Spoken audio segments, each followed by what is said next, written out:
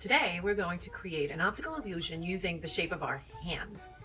We're going to manipulate volume and add some shading so that we have a hand that looks like it's popping out of our paper. So we're going to start with the shape of our hands, and we will end up with a hand that looks like it's popping out of the paper. I'm going to show you what materials you need in order to do this project. Paper. This is 9 by 12 drawing paper. If you don't have 9 by 12 drawing paper, you can feel free to use computer paper or any blank paper that you can find. Pencil, a ruler. Don't have a ruler? That's okay. You can also use a piece of junk mail. Junk mail is usually folded into thirds. Double check with someone to make sure that it is junk mail. You can fold it again and you get a nice edge. You can also look around and see if you have any cardboard, like from a cereal box. I'm using the box from my Triscuits. Deconstructed the box, inverted the folds so I don't have any distractions from the print, and I have a nice edge that I can use as a ruler. Colored pencils. I have a nice set of colored pencils here. If you don't have such a big set of colored pencils, it's okay. You're only going to need 4 colors. And if you don't have colored pencils, the handy dandy crayons will do just fine. A Q-tip so you can make some smudges at the end when we add our shading. If you don't have a Q-tip, well, get ready to get dirty because you're going to have to use your finger to smudge the edges. Gather all of your materials and I'll meet you back here. Now that you have gathered all of your materials, you have pencil, a ruler or some form of a ruler. You've got some colored pencils, Q-tip. Your hand, you are ready to go. You're going to place your hand on your paper. I wouldn't go all the way up to the top, and I certainly wouldn't go all the way down to the bottom. You want to make sure that, especially the fist part of your hand is in the center of your paper.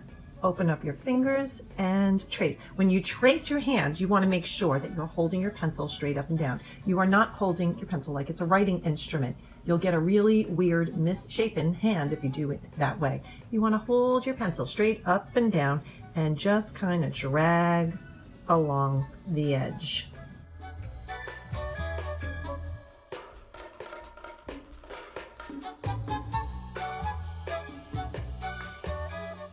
I want to show you what happens when you do use your pencil like it's a writing instrument rather than an artistic tool.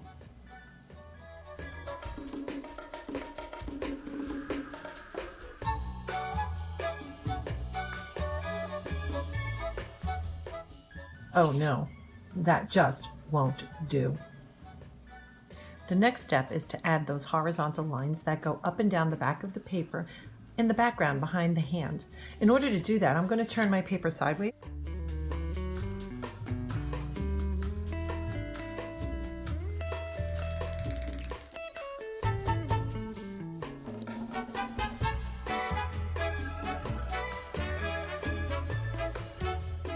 I kind of went over a little bit. And take my eraser, get rid of those I forgot a line over here. I don't want to just go ahead and draw it. I'm just going to grab my ruler and follow the guides. There we go. Next, I'm going to add some contour lines. I want to follow the shape of what a hand would look like.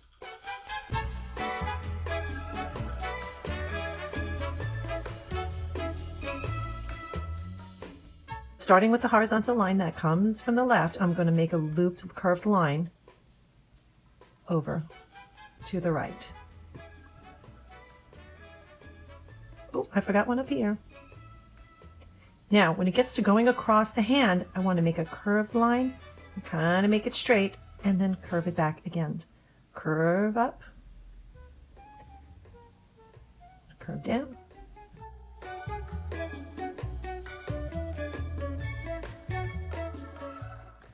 Starting to get a little dimension just based on the lines that we have drawn. Now you're going to want to consult with your color wheel and decide what colors you want to use for this beautiful project we are making.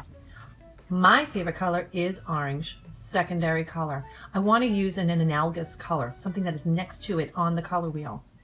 So orange and yellow are next to each other on the color wheel. I'm going to use orange and yellow.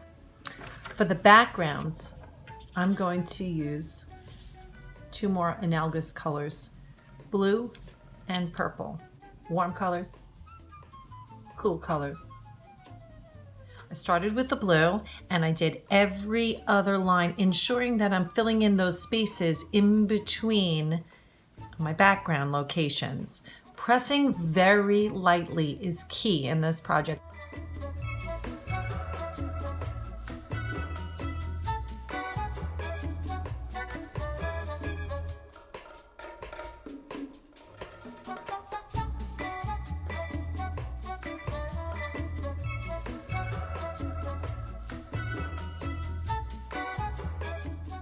Now that my background is finished, I can go ahead and start coloring in the hand. If you start from the base, if you start from the wrist, you really won't be able to get confused up here. Again, remember to press very lightly with your pencil. You don't want to put a lot of value into this drawing just yet. We will be later on. Go ahead and you can start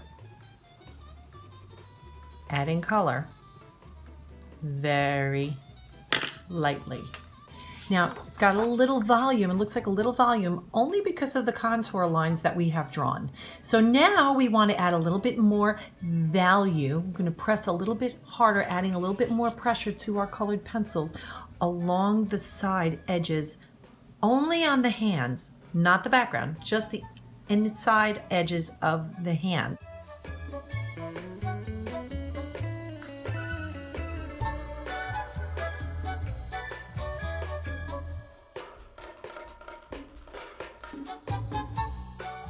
Now right now I'm just using the orange.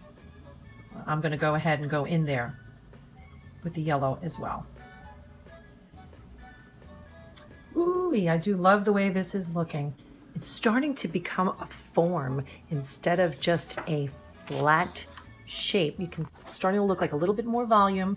That's because we've added value to the outer edges using the colored pencils. Now we're going to use shading to add volume to this picture to make it even further pop out from the page. So using just a regular pencil, I'm just going all the way around the perimeter, again, very, very lightly.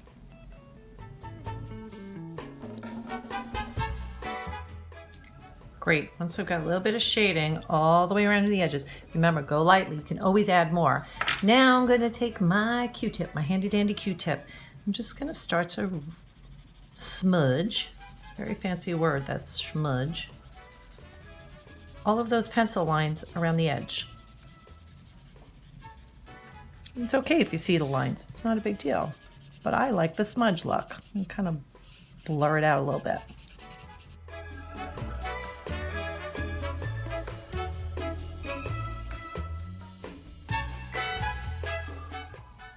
So by creating a deepened value around the edges and by using a pencil to add some shading around the edges, the hand that started out as a two-dimensional hand has now become a three-dimensional optical illusion. Looks like it's popping out of the page.